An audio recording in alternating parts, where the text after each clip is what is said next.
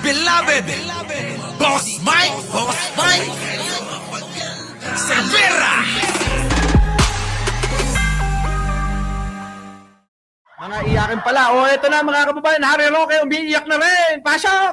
Magandang araw po sa inyong lahat. Nakaw! Naghain po si VP Sara na isang petisyon para ipatigil at ipabasura ang pagdinig ng Kamara de Representante ng Naku mo, Harry Roque, kahit na ano nang sabihin mo, kahit anong iyak mo ang gawin mo, ano? Ron Rick sa Dailan, ano, mga kababayan? 'Di ba? Oo. Jimuel Antonio, sa inyo pong lahat ng mga bagong dating, ano? Huwag kayong makakalimot, Berhel de Dios, Ronnie de Guzman, Lilian Heldes nang mag-like. Eto na tingnan nyo naman yung mata ni Roque, namumugto na. Kasi hindi niya rin matanggap itong pagharap ni Ramil Madriaga. Alam nyo, hindi ko talaga lubos maisip hanggang ngayon kung ano yung kinatatakutan nila kay Ramil Madriaga.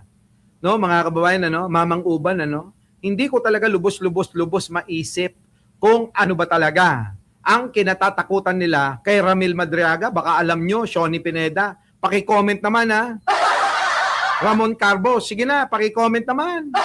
Hayaan mo na kung ayaw nilang mag-like, wala naman tayong magagawa dyan, di ba? Jen de Guzman. Eto na mga kababayan ko, umiiyak na Pangalawang impeachment complaint laban sa kanya. Ito po ay natanggap ng Korte Suprema at binigyan ng 10 taon para magkomento ang Kamara. Pero alam mo yon, 10 taon? Diyos ko, tapos na si Sara nun. Bago pa lang sila magko-komento mga kababayan. No, sabi, 10 taon, no? Ayan, no? ito po ay natanggap ng Korte Suprema at binigyan ng 10 taon para magkomento ang Kamara. Kita nyo, 10 taon daw yung palugit. Puta, 10 taon mga kababayan, tapos na yung susunod na presidente, Tapos na si Leni Robredo, kung siya mananalo, abay, hindi pa rin nasasagot yan. Pwede pa rin hindi sagutin ng Kamara yan. Kaya eto mga kababayan, lungkot na lungkot ang kampo ni Sara Duterte. Mga kababayan ko, putik na yan, Sa totoo lang, nakakasawa na ho. Nakakasawa na, talaga, sa totoo lang. Tuloy. Pero hindi po nabigyan ng temporary restraining order si VP Sara na kanyang hiningi para ipatigil nga po ang pagdinig. Dahil ang sinasabi nga po niya, ang gagawin ng Kamara de Representante ay labag sa saligang batas. Yan naman lagi nyo sinasabi, labag sa saligang batas.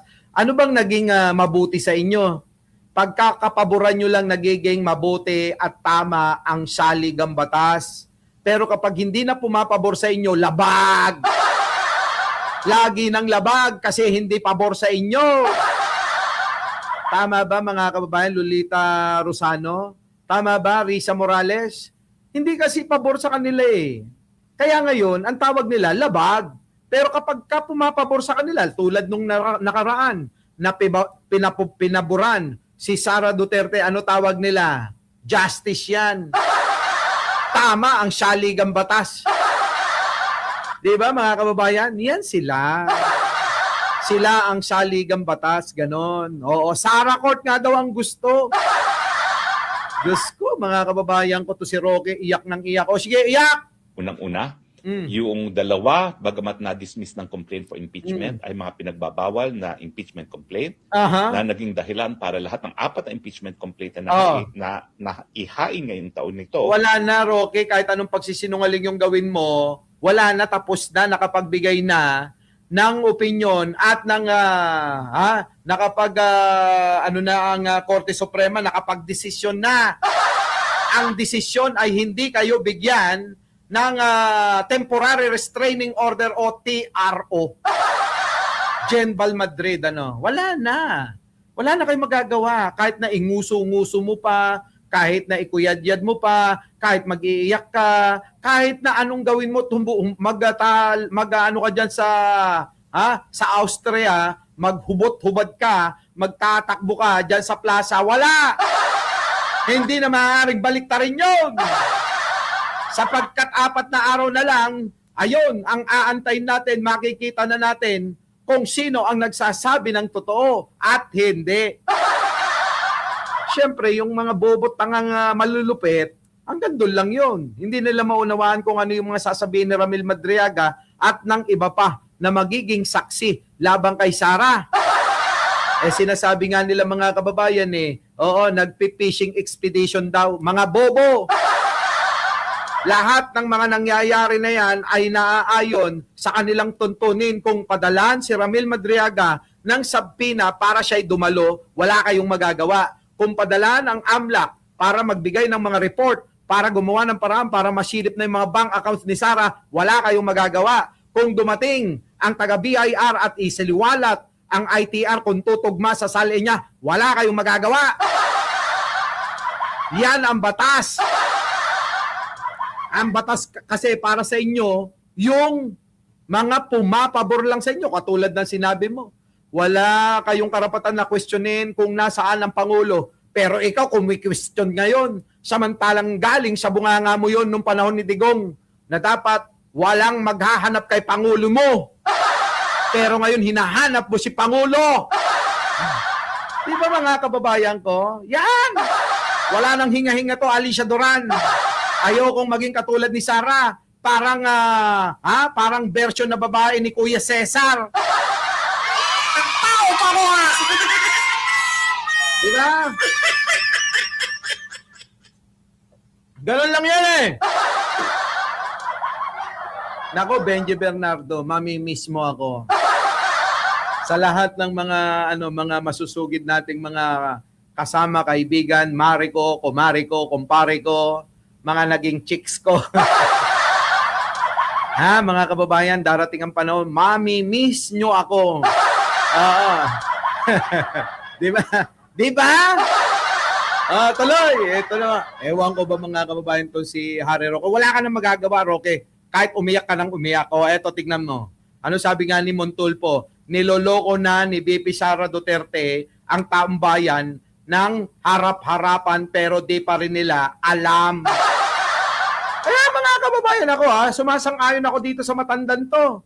Aba, mga kababayan harap-harapan na yung panloloko ni Sara sa mga DDS Abay, hindi pa rin nila nalalaman at hindi pa rin nila naunawaan at hindi pa rin nila na iintindihan. Di ba, mga kababayan ko? Jindy Guzman, saan ka pupunta? Punta na lang ako kay Isko kaya kay Lenny. Tao pa ko ha! Di ba? Di ba? Ayan, mga kababayan ko, ito na yung malinaw-linaw. Tama ito. Niloloko na ni Sara Duterte ang taong bayan. Hindi ho lahat, hindi ho kami kasama. Pero harap-harapan, pero di pa rin nila alam. Sila lang, yung mga bobot tanga lang ng mga DDS ang hindi nakakaintindi, nakakaunawa at nakakaalam. Ay, nako. Ayan. Ano ba ang kinakatakutan, Boss Mike? Bakit ba talagang nanginginig na ho ang kampo ni Sara, lalong-lalo na si Sara Duterte? Kasi eto. Ramil Madriaga has been ordered to appear by the court itself on the 14th. Kita nyo? Si Ramil Madriaga talaga ang yan dyan, mga kababayan sa hearing na mangyayari, siya ang pinaka-star.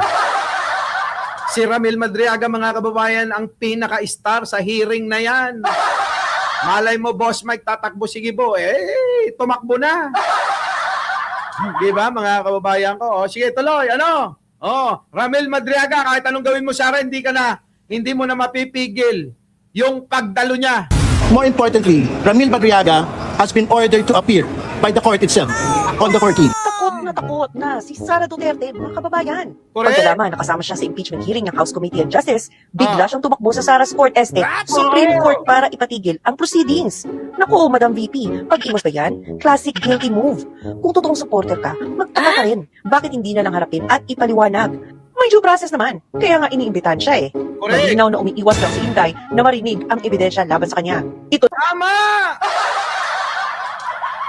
Alam niyo, tama yan Oo, malinaw na malinaw. Mga kababayan, na si Sara Duterte ay umiiwas lang na mapakinggan niya at mabunyag ang lahat ng mga ebidensya laban sa kanya. Kaya ho si Sara, mga kababayan, ngayon talagang depressed na.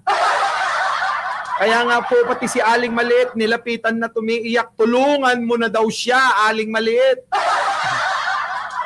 Grabe, no? Magkakaalaman na to. Diyos ko po, Sara Duterte, maniwala ka, yung 12.8% mo, baka 0.8 na lang ang matira. Diba? Nako po, mga kababayan. Sabi ni Cesar Maltiso, Ramil Madriaga ang founder ng isip ni Sara. Grabe, no? Si Ramil Madriaga pa pala, mga kababayan, ang gumawa ng isip ni Sara. Nako. Oh, isa pa. Oh, yan. More importantly, Ramil Madriaga has been ordered to appear by the court itself on the 14th. Takot na si Sara Duterte, mga kababayan. Pagkalaman, nakasama siya sa impeachment hearing ng House Committee on Justice, bigla siyang tumakbo sa Sara's Court Estate, Supreme Court para ipatigil ang proceedings. Naku, Madam VP, pag-imos ba yan? Classic guilty move. Kung totoong supporter ka, magtaka ka rin. Bakit hindi na lang harapin at ipaliwanag? May due process naman. Kaya nga iniimbitahan siya eh. Malinaw na umiiwas lang si Inday na marinig ang ebidensya laban sa kanya. Ituloy ang hearing. Huwag magpagamit sa Supreme Court sa mga takot sa accountability. Impeach Sara Duterte now. Niyaon! Impeach Sara Duterte now, ha? Wala nang Sara Court. Wala na, Sara Court mo, wala na. Diba? Melanie Valencia, oo. Noel Calixto, Joselito De Vera, sa lahat po sa inyo, mga kababayan ko na bago. Oo. Sai Games, oh. Ang nginig na yung mani ni Buday sa Shokot. Syukot na syukot si Sara Duterte kay Ramil Madriaga. Yan lang talaga ang malinaw na malinaw. Diba, Matakino, Mike Buenape, takot na takot, nginig na nginig. Oo, ewan ko ba bakit, anong meron? Lydia Valencia, no? Booking ka na, Buday! Our beloved Boss Mike!